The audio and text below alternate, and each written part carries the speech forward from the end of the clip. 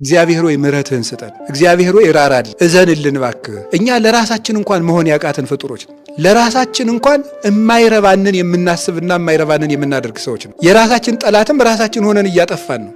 ውሻ የገዛ ቁስሉን እየላሰ እንደሚያቆስለው በገዛ ሰውነታችን ራሳችን እያቆሰል ነፍሳችን እያሰቃየን ያልነን ሰዎች ነን። እግዚአብሔር እንዲምረን እንዲራራልን በይቅርታ ዓይኑ እንዲመለከተን አልፈርድባችሁም በሰላም ግቡ ብሎ እንዲሰድ የእግዚአብሔር ሰላም ማለት ጦርነት የሌለው ችግር የሌለው ራብ የሌለው ጠብ የሌለው ክርክር የሌለው መከራ የሌለው ኑሮ ማለት አይደለም። ይሄ አገር ተረጋጋ ምናምን የሚለው አይደለም ነው። ከሱ የተለየ ነው። ጻድቃንን በገዳም ሰማዕታትን በደም ያጸናቸው ይሄ ሰላም። አንዱ ለውሻ ይጣላል፣ አንዱ ለአንበሳ ይጣላል፣ አንዱ በእሳት ይጠበሳል፣ አንዱ በእንጨት ይሰቀላል፣ አንዱ በመንኮራኩር ይፈጫል። በዚያ ሁሉ ጸዋትወ መከራ ጸንተው እንዲኖሩ ያደርጋቸው። አንደኛው የምንለምነው እንዲምረን ነው። ሁለተኛው ቅዳሴው ላይ የምንለምነው ምንድነው? የምንጸልየው ምንድነው? ጸሎቱን እንዲቀበልልን፣ መስዋዕቱ እንዲያርግ። መስዋዕቱን ተቀበለው ማለት ስጋው ህብስቱ ወደ ስጋው ወይን ወደ ደሙ ይለወጣል። ግን ሀገር የሚድንበት እንዲሆን ከንቱ ጩኸት እንዳያደርግብን፣ እንደዚያ እንዳይሆን ጸሎቱን ወይትወከፍ ጸሎተ ወስዕለተ እምነ ቅዱሳን ይሁን ከካህናት እጅ ጸሎቱ መስዋዕቱን ካንደበታቸው ጸሎቱን እንዲቀበል እግዚአብሔር ራሱ ቅዳሴውን አላውቃላችሁም እንዳይለን ማለት ነው። ወለመን ያቅረብኩም መስዋዕት ታስተርእዩኒ ብሎ የለ በኢሳይያስ። መስዋዕት ይዛችሁ እንኳን ብትመጡ አትታዩኝም ማለት እግዚአብሔር አየ ማለት ተቀበል ማለት ነው። አትታዩኝም አላቸው በኢሳይያስ። አላየውን ቁርባናችሁን ኢታርእዩኒ እንዲያውም ኢታስተርእዩኒ አትታያችሁም ኢታርእዩኒ እንዲያውም አታሳዩኝ እናንተን ያመመው ሰው ወይም እሱን ወደዚያ ጣል እንደሚል ሰው የእናንተን መስዋዕት ወዲያ ጣሉ እንዳይለን መስዋዕታችንን እንዲቀበል ጩኸታችን እንዲሰማ ስለዚህ ለምኑ ይለናል። እኛ ተቀብለ ምን እንላለን? ኪርያላይሶን እንላለን ማለት ነው። ምን ማለት ነው ኪርያላይሶን ማለት? አቤቱ ምንድን ነው? ይቅር በለን እንላለን። አቤቱ ይቅር በለን፣ እውነት ነው ይቅር በለን እግዚአብሔር ብለን እንለምናለን። ስለዚህ አንደኛው ዲያቆኑ የሚያዘን ጸሎት ስለምንድን ነው? የእግዚአብሔርን ምሕረት እንድንለምን፣ መስዋዕቱን እንዲያሳርግልን፣ ጸሎቱን እንዲሰማን። እነዚህን ሶስቱን ቅዳሴ ውስጡ ናቸው። እንግዲህ ይህን ቅዳሴ ተቀበልልን መድኃኔዓለም፣ መስዋዕቱን ተቀበልልን፣ ደግሞ ይቅር በለን። እነዚህን ሶስቱን እያለ ነው ሰው መቆም ያለበት። በሐሳቡ ራሱ ሲያስቀድስ ይህን እያለ ነው መቆም ያለበት። ይቅር በለን። ካህኑም የሰራው ኃጢአት ቢኖር ይቅር በለው፣ አትቅሰፈው፣ አትፍረድበት፣ እኛንም በዓይነ ምሕረት ተመልከተን እያሉ መቆም ማለት ነው። እሱ አንደኛው ጸልዩ እሱ ነው። ሁለተኛው የዲያቆን ጸልዩ በይንተ ለአበውኡ መባ ነው። መባ ስለሚያገቡ ሰዎች ጸልዩ ይላል። መባ ስለሚያገቡ ሰዎች ጸልዩ። ስለዚህ ጌታችን መድኃኒታችን ኢየሱስ ክርስቶስም ይሄንን ጸሪቀ መበለት እንደተቀበለ ወተወከፍከ ክልኤተ ጸራይቀ መበለት በቤተ መቅደስ የመበለቲቱን ስጦታ እንደተቀበል ከማሁ ተወከፍ አማሆሙ ለአግብርቲከ ወለአይማቲከ እንደዚሁም ሁሉ የወንዶችን የሴቶችን ስጦታቸውን ተቀበላቸው። ዘህቡ ወዘገሃድ ዘብዙ ወዘህዳጥ ጥቂትም ያመጡትን ብዙም ያመጡትን ተሰውረው ያመጡትንም ተገልጸው ያመጡትም ሁሉንም ተቀበላቸው። ወበከመ ተዘከሩ ስመከ ቅዱሰ በዲበ ምድር ከማሁ ተዘከሮሙ በመንግሥትከ ሰማያዊት በዚህች ዓለም ያንተን ስም እንዳሰቡ አንተም በሰማያዊት መንግሥት አስባቸው። ወምላ አብያቲሆሙ ሁሉ ሰናያቲከ ቤታቸውንም ሁሉ በመልካም ስጦታ ሙላው ይላል። ስለዚህ ያመጡ ሰዎች ደግሞ በከንቱ ውዳሴ እንዳይቀርባቸው ስጦታቸውን እንዲቀበልላቸው እግዚአብሔር ሐሳባቸውን እንዲፈጽምላቸው በሐሰት ያመጣችሁት ገንዘብ ነው ብሎ እንዳይጥልባቸው ሰውነታችሁ አልነጻምና ከእጃችሁ ስጦታውን አልፈልግም ብሎ እንዳይጥልባቸው የቃየል መስዋዕት እንዳያደርግባቸው እንዳይንቅባቸው ያመጡትን ደግሞ ተቀበላቸው ብለን ስለዚህ ያን ጊዜ ምን እንላለን ደግሞ አሁን መባ ያመጡ ማለት ዕጣን ቋጥረው ዘቢብ ሰፍረው ያመጡት አይደል? እነሱ ብቻ አይደለም እኛም መባ አለን አምጥተናል። ምንድን ነው ተወከፍ መባነ ወቁርባነነ መባችን ቁርባናችንን ተቀበል ነው። ማስቀደስም መባ ነው። ሃይማኖትም መባ ነው። ስለዚህ መባችንን እንዲቀበል ስጦታችንን እግዚአብሔር እንዲቀበል ስለ መባ ይጸለያል። ይዞ የመጣ ሰው ሲመጣ ጥላ ይዞ ሰው የመጣ ሰው ሲመጣ ተቀብለህ ሐሳቡን ፈጽምለት። እናንተም ራሱ ስታዩ ጧፍ የያዘ ሰው ስታዩ ሐሳቡን ፈጽምለት፣ ሐሳቧን ፈጽምላት። እግዚአብሔር ተቀበል ያመጡትን ሁሉ ሰው ራሱ ለቤተ ክርስቲያን ስጦታ ሲያሳዩት ከልባችሁ መመረቅ አለባችሁ። ካመጣ በኋላ አትንቀፉ። ደግሞ መንቀፍ አለ። አሁን አንድ ሰው የብር መስቀል ለቤተ ክርስቲያን ቢያመጣ አይ ይሄ ተሽጦ ለድሃ ቢሰጥ አይባልም። ከመጣ በኋላ እንደዚህ አይባልም። በቃ አምጥቶ አለ አቤት ለእግዚአብሔር እንዴት ያለ ፍቅር ቢኖረው ነው። አንተ በወርቅ ደም እንደዋጀኸው እሱም ወርቅ ለአንተ ክብር ይዞ መጣ። አንተ ክብርን ስጠው ብሎ ስጦታ ለሰጡ ሰዎች መለመን ነው። ሶስተኛውሳ ትእዛዛ በወይነ ሐዋርያት እያንብ ብእሲ ውስተ ልቡ ቂመ ወበቀለ ወቅናተ ወጽልአ ላይ ለቢሱ ወላይ ለመኑሂ ይላል።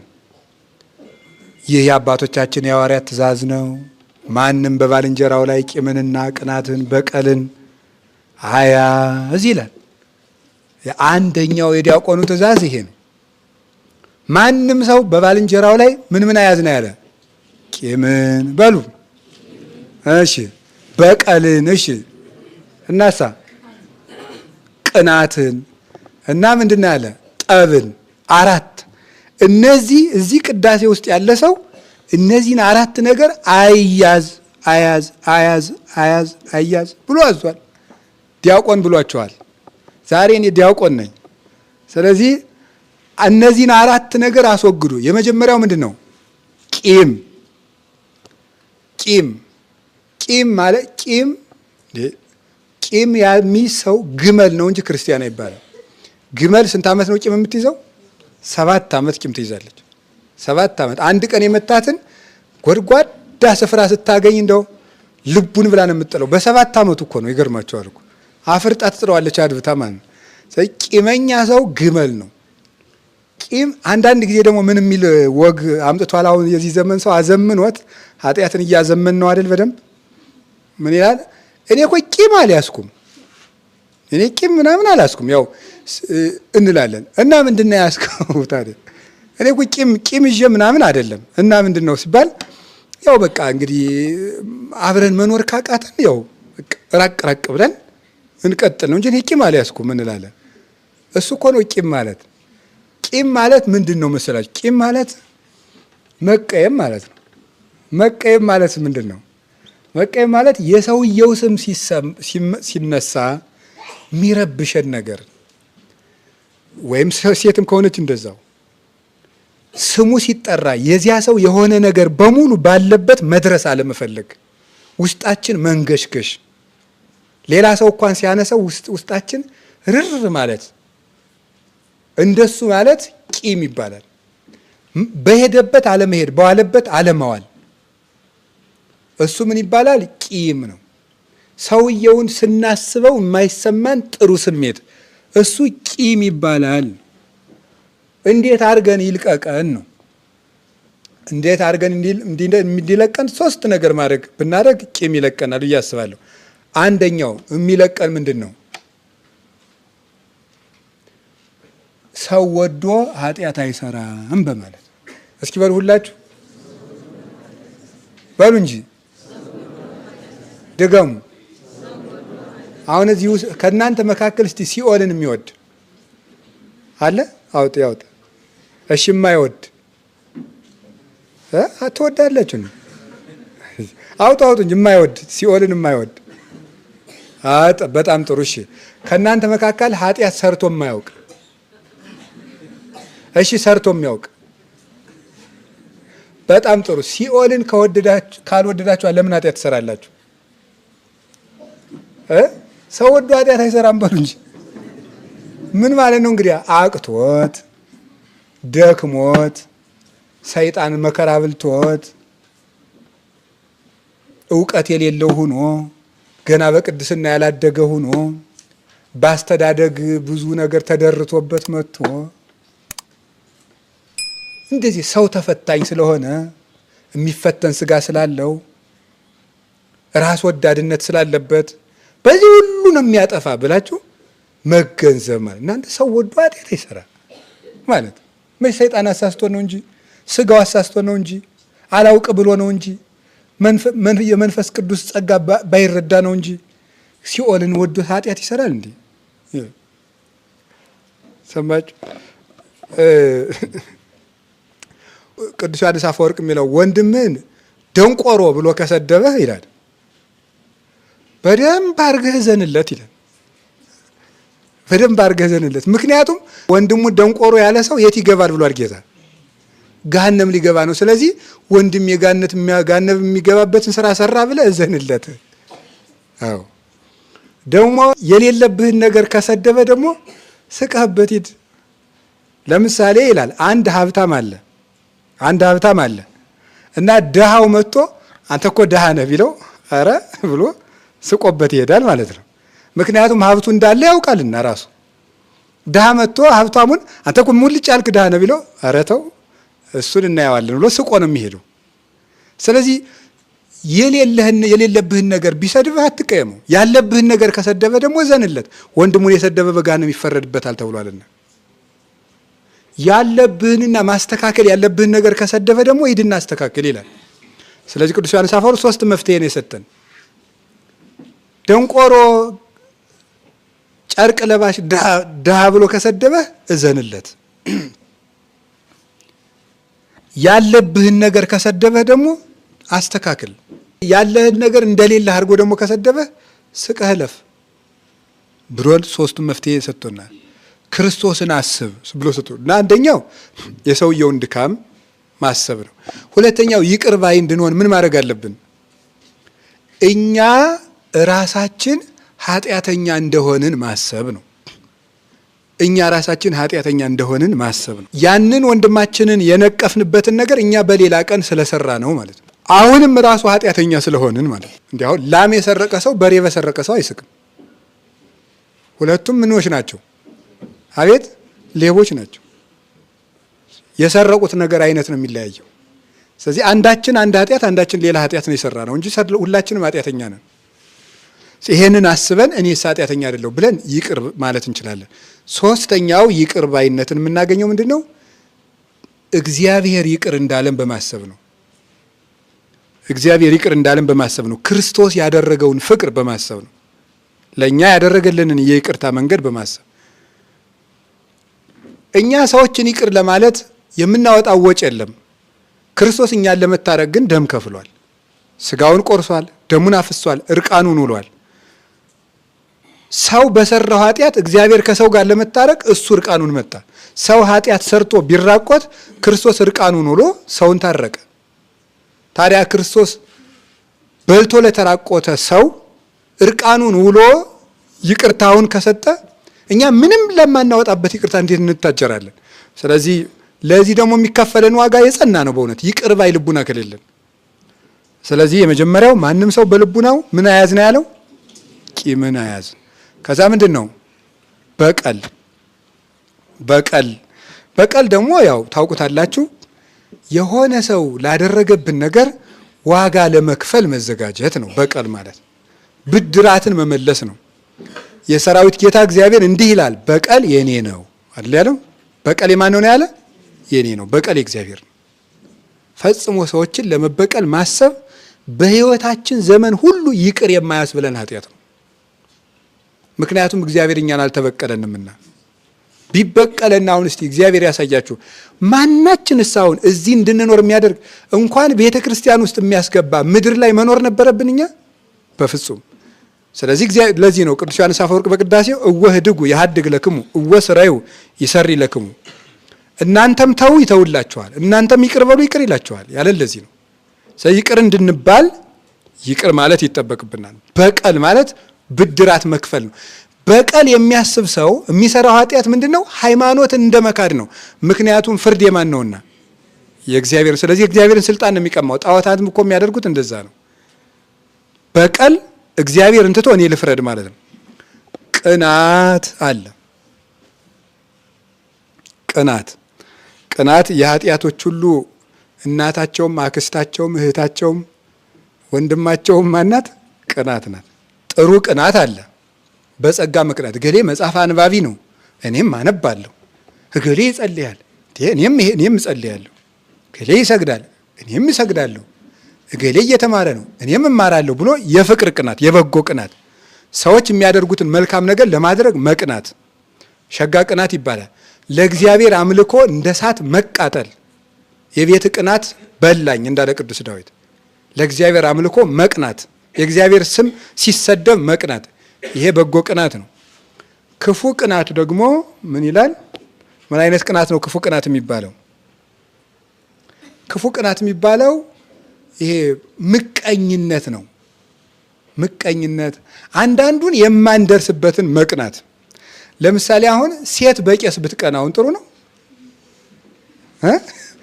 የማይሆን ነገር ነው። እኔም ቄስ በሆንኩኝ እንደው ብትል አይሆን። ወንድ አሁን የማይሆን ነገር መመኘት የማይሆን ቅናት፣ ከንቱ ቅናት ይባላል። አሁን ወንድ እኔ እንደው ወልጄ ጡት ባጠባው ቢል የማይሆን ነገር ለምን ታስባለህ? እንደው ዛሬስ ወንድ በሆንኩ ዛሬ ሴት በሆንኩ ብሎ ሴቱ ወንድነት ወንዱ ሴትነት ቢመኝ አይሆንም። የማይሆን ቅናት አለ። ምንም የማይሆን ድሃ በንጉሥ መቅናት። አሁን ባለትዳሩ ቄስ በጳጳስ ቢቀና ምን ይባላል? የማይሆን ነገር ነው። የማይሆን ነገር መቅናት እሱ አንድ ነው። የማንደርስበትን ነገር መቅናት፣ እኛ ጋር የማይሄድ ነገር ማለት ነው። እሱ የማይገባ ቅናት ነው። ሌላኛው ቅናት ደግሞ ምንድን ነው? ወንድማችን እህታችን ጥሩ ሲደረግለት እኛ መበሳጨት።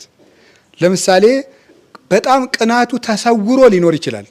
ተሰውሮ ከሆነ ያለ የሆነ ሰው ሲመሰገን እገሌ እኮ ጥሩ ነው ሲባል ጥሩ ነው፣ አዎ ግን ደግሞ እንደዚህ ያደርጋል ብሎ እንዲህ ዞር ያለች ርር የምታደርግ ነገር ናት። ለምሳሌ አሁን ቄስ እገሌ ሲቀድስ ጥሩ ነው ሲባል አዎ ጥሩ ነው ግን እንደዚህ ነው ማለት። በመልክም ቢሆን እገሊት መልከኛ ናት ከተባለ መልከኛ ነው እግሯ ነው እንጂ እጇ ነው እንጂ ማለት። አሁን ይሄ ምንድን ነው? የተሰወረ ቅናት ማለት ነው። የተሰወረ ቅናት የሚባለው እሱ ነው። እንዲሁ ሊቁ ቅዱስ ዮሐንስ አፈወርቅ የሚለው ነገር አለ። እገሌ ክፉ ነው ብለህ የምታተርፈው እንዲሁ ምንድን ነው ይላል። እስቲ እንዲሁ እገሌ ክፉ ነው ብለህ እስከ ዛሬ ድረስ የተሸለምከውን ሽልማት እስኪ ያሳየኝ ይላል። በምንም ታምር እና ሰዎችን ስማቸውን ማንሳት፣ መቅናት፣ ሰዎች መልካም ሲያደርጉ ሁሉ እኔ ባደረግኩት ማለት እሱ ሊያደርገው አይገባም ነበር እኔ ነኝ ማድረግ የነበረብኝ ብሎ መባሸቅ፣ ቅጥል ማለት ከውስጥ እንዴት እንደሆነ ማስረዳት አይቻልም። አንዳንዱ በሽታ እንደ ገበሬ ሕክምና አይገባም። ገበሬ ሐኪም ቤት ሄዶ ንግግሩ አይገባም። እንዴት ነው የሚያደርግ ሲባል ይቆረጣጥመኛል ይላል። ይሄ ትንሽ ይገባል። ከዛ ይጎሽመኛል ሲል ግን አይገባም። ይጎሽመኛል ምን ይለኝ ብቻ ብዙ እንደዚህ አይነት ነገር አለና ያዋስደኛል፣ ይጎሽመኛል። ቀንም ዛሬ ቀኑም ሙሉ ሲያዋስደኝ ነው ያለ ሲል አሁን ማዋሰድ ምን እንደሆነ አይገባም። እንደዚያ ገልጾ ለማስረዳት የሚቸግር ህመም አለ። ምን ያደርገኝ አንዳንዱ ህመም እኔም አሁን ባመመኝ ቀን እንዴት ነው የሚያደርግ ሲባል ለሐኪሞቹ በቃ እንዲህ ነው የሚያደርገኝ አልላቸው ነገር አይገባም። የማይገባ ነገር ነው። ቅናት ግን ባጭሩ ሰዎችን በልብ መመቅኘት ማለት ነው። ሰዎችን በውስጥ መመቅኘት። ዓይንህ ምቀኛ ናትን እንዳለ እዚያ የማቴዎስ ወንጌል ምዕራፍ 20 ላይ መመቅኘት፣ እንከናቸውን መፈለግ፣ ከማመስገን ይልቅ እንከናቸውን እየፈለጉ ማውራት፣ ስህተታቸውን ማውራት፣ እሱ በጣም አደገኛ ነገር ነው። መልካም እንዳያገኙ ማድረግ፣ ስም ማጥፋት፣ ሲሸለሙ መብሸቅ፣ ሰዎች መልካም ስራ ሲሰሩ እኛ ስላላደረግነው መናደድ፣ ይሄ ምን ይባላል? ቅናት ይባላል። እስመ በቅናት እይትረከብ ጸጋ እግዚአብሔር፣ በቅናት የእግዚአብሔር ጸጋ ምን አይልም ነው የሚለው አይገኝም። ከዛ ደግሞ ሌላም አለ። እኔ በልጥ ለምሳሌ እኔ በልጥ ይሄ በጣም ብጥብጥ የሚያደርግ ነገር ነው። ቅዱሳን ሐዋርያት ይሄ ፈትኗቸዋል። የማቴዎስ ወንጌል ምዕራፍ 18 ቁጥር 1 እንደምትመለከቱ ምንድን ነው ያላቸው? በመንግስተ ሰማያት ትልቅ ሰው ማን ነው ብለው ነው የጠየቁት። እንደዛ ብለው የጠየቁት ማን ነው? ምን ብለው ነው? ጴጥሮስ ነው? ዮሐንስ? እቅጩን ንገረን፣ እኛ ቦታችን አውቀን ኑር ነው። ማን ነው የበላይ ከኛ መካከል? እሷን ነው ማወቅ ያለፉ። ውስጥ ለውስጥ ቅናት እያተረማመሳቸው ነው ሐዋርያትን። ከዛ ጌታ ምን አደረጋቸው? እነሱ አይ ጴጥሮስ ነው የሚል እኔ ያሉ ይመስለኛል። ምክንያቱ ለምንድን ነው? ሊቃውንቱም ሲተረጉሙት በወንጌል ቅዱስ ጴጥሮስን ባህር ሂድና አሳ አምጥተህ ለእኔም ለአንተም ግብር ክፈል ብሎታል። ጴጥሮስን ለእኔም ለአንተም ግብር ክፈል ያለውማ ከኛ የበለጠ ቢወደው ነው ብለው አስበዋል። ስለዚህ ያችን ማረጋገጥ ፈለጉና በመንግስተ ሰማያት ትልቅ ሰው ማን ነው አሉ። አሁን ይሄን ወደ እኛ እናወርደዋለን። ከዛ ጌታ ግን ምንድን ነው ያደረጋቸው? ሕፃን ልጅ ጠራና ጴጥሮስ ነው ዮሐንስ ነው ይላሉ ሲጠብቁ፣ እንደዚህ ሕፃን ካልሆናችሁ ነገሩን ከመስሪያ ክልል አወጣው ማለት ነው። እንደዚህ ሕፃን ካልሆናችሁ መንግስተ ሰማያት አትገቡም አላቸው። ማንም አይደለም ትልቅ እባክህ፣ እንደዚህ ሕፃን ራሱን ዝቅ ያደረገ ነው አላቸው። ሕፃን መሬት ላይ ሲቀመጥ ቦታ ሳይመርጥ ይቀመጣል፣ ጭቃ ላይ። ለክብሩ የማይጨነቅ ሰው ነው ትልቅ ሰው። እናንተም ትልቅ መሆን ከፈለጋችሁ ለክብራችሁ አትጨነቁ አላቸው። ክርስቶሳዊ ቀመር እንዲህ አይደለም አሉ። ተአምሩ ከመመላእክት የሆኑ ለአሕዛብ ይኮንንዎሙ፣ የአሕዛብ አለቆች ህዝቡን እንዲገዟቸው ታውቃላችሁ፣ በእናንተ ዘንድ ግን እንዲህ አይደለም አለ። በአሕዛብ ዘንድ ገዡ ነው ትልቅ፣ በእናንተ ግን ትልቅ መሆን የሚፈልግ ሰው ካለ ትንሽ ይሁን። የእናንተ አለቃ መሆን የሚፈልግ ሰው ካለ የእናንተ አገልጋይ ይሁን። ስለዚህ በኦርቶዶክስ ትልቁ ሰው ዝቅ ያለው ነው፣ ታናሹ ሰው ደግሞ ከፍ ያለው ነው አላቸው ብሎ መለሰላቸው። አሁን ይሄ ይፈትነናል።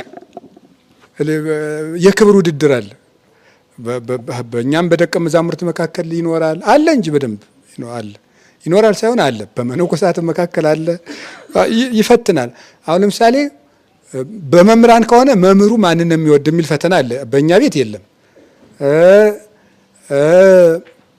ገዳም ከሆነ ደግሞ አበምኔቱ መጋቢው ማንን ነው የሚወዱ የሚል ፈተና አለ። በእኛ ገዳም የለም።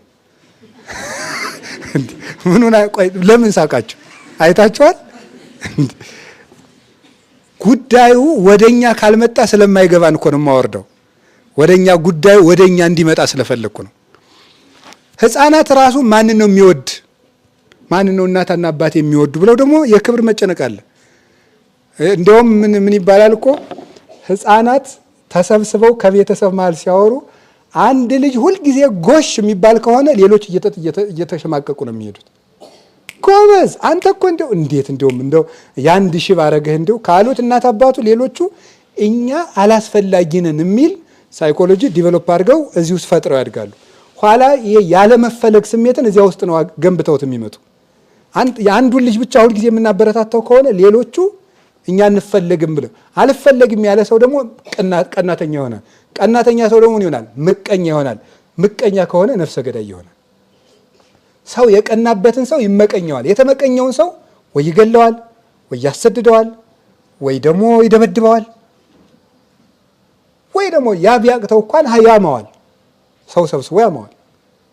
ይሄ የምቀኛ ሰው ቅናት በጣም ከባድ ኃጢአት ስለሆነ በመነኮሳትም ቢሆን በእናቶችም ቢሆን በአባቶችም ቢሆን በእኛም ቢሆን ማጥፋት አለብን። በእውነት ይሄ ነገር ካልጠፋልን ክብር አናገኝም። ቅናት ካለ በፍጹም ቄሱ ራሱ በኋላ ደግሞ ተመልሶ ጻው ከተባለ ምን እንደምትሰላችሁ አይ ምንድነው የሚለው አረግ እዚያው ምን ኩሉ ዝብ ከቀድሞ ራሱ ወምዝንቱ መካን ቅዱስ እዚያ ከኩሉ ሰናተ ዘይሴኑ ዘይይሳዝ ለነስማንት ዘዋብከነ ስልጣነ ከመነኪት ከሲዋ ዋቀረተ ወዲሁ ኩሉ ለጸላይ ታባነ እግዚኦ ስሙስ ታላድነ ዋለን ኩሉ ብሎ ምንድነው እዚህ አይደለም በኋላ ነው እጁን ታጥቦ ከተመለሰ በኋላ ምንድነው ቂመ ወቅናተ ወኩሉ ፍቶታተ ስጋውያት ይሄ ቂምን ቅናትንና የስጋ መሻትን ሁሉ ከኔ ያርቅልኝ ብሎ ነው የሚጸልየው። ወደ ፍሬ ቅዳሴ ሊገባ ሲል ይሄንን ብሎ ነው የሚጸልየው። ቅናት ባለበት የእግዚአብሔር ጸጋ የለም እና ይሄ ቅናታችን ያጠፋናል። ጸጋ እያጣን ሄድ ነው የምንንቀው። ይሄኛው ነው። አሁን እኛ አንድ መነኩሴ ያሉኝ ልንገራችሁ። ከዚህ ገዳም አይደሉ ሌላ ገዳም ናቸው እና ያሉኝ ምንድነው መነኩሴ ኃጢአት የሚመስለው ዝሙት ብቻ ነው አሉ። እንደፈለገ ሞልጮ እየተሳደበ ምንኩስና በስድብ የሚወድቅ አይመስለውም፣ በዝሙት ብቻ ነው የሚመስለው አሉ። ቀላል ነገር ተናግረው መስላችኋል? በጣም ከባድ። እኛ ገዳም ውስጥ እንዲህ ነው ያለ አሉኝ። በጣም ያስተዋሉ ሰው ናቸው። ስድብ የነፍስ መግደል ያህል መሆኑን አያውቀውም። ሐሜት የነፍስ መግደል ያህል መሆኑን አያውቀውም። ምቀኝነት፣ ቅናት ይህን ያህል ከባድ መሆኑን አያውቀውም። ዝም ብሎ ብቻ እና ያ ስለሆነ ቅናትን፣ ቂምን፣ በቀልን እና ደግሞ ጥልን፣ መጣላት፣ ቁጣ ማደር የለበትም ነው። ቁጣ ደግሞ ማደር የለበትም። ቁጣ የተሰጠን አጋንንትን እንድንቆጣ፣ ስጋችንን እንድንቆጣ፣ ሕፃናትን ተቆጥተን እንድናሳድግ በአግባቡ፣ ሃይማኖት የሚዳፈሩትን ሰዎች እንድንገስጻቸው፣ ለእነዚህ ለአራት ነገር ነው ቁጣ የተሰጠን። ከዚህ ውጭ ከሆነ ቁጣ ያጋንንት ነው። ሳይታረቅ የሚያድርሰው ጋኔን ነው ይላል ሃይማኖተ አበው ላይ። ሳይታረቅ የሚያድርሰው ጋኔን ሰይጣን ነው ራሱ ሰውየው ማለት። ስለዚህ ታብወ ፍኖተ ለሰይጣን ወዘይን በለ ይዕርብ ፀሐይ አቁርሩ መዓተክሙ። ፀሐይ ሳትጠልቅ ታርቃችሁ ደሩ። ሳትታረቁ ብታድሩ እንዳጋንንት ትሆናላችሁ። ተጻገው በከመ ጸገወክሙ እግዚአብሔር። እግዚአብሔር እናንተን ይቅር እንዳላችሁ ይቅር ተባባሉ። ኤፌሶን ምዕራፍ 4 ቁጥር 24 ላይ። ስለዚህ ይሄ ቂምን፣ ቅናትን፣ በቀልን እና ምንድን ነው ንገሩኝ እንጂ ቂም፣ ቅናት፣ በቀል እና ጠብ እና ጠብንም ደግሞ መራቅ አለብን። እውነት ለመናገር ማለት ነው። ሰነፍ ክርክርን ይወዳል፣ ከክርክር ጠብ ይወለዳል ይላል ሰሎሞን። አንድ ሰው አልሰማ ካለ መርታት የለባችሁም የግድ ነው። በቃ እንግዲያስ ይሆናል ብሎ ዝም ማለት ነው። የማይሰማ ሰው ውስጥ አይነገርም። አሸዋ ላይ ካብ አይካብም። ለማይሰማ ጆሮ ምክር አይነገርም። ከሞኝ ሰው ጋር አትከራከሩ። ከደረቅ ሰው ጋር ከግትር ሰው ጋር አለመከራከር ነው።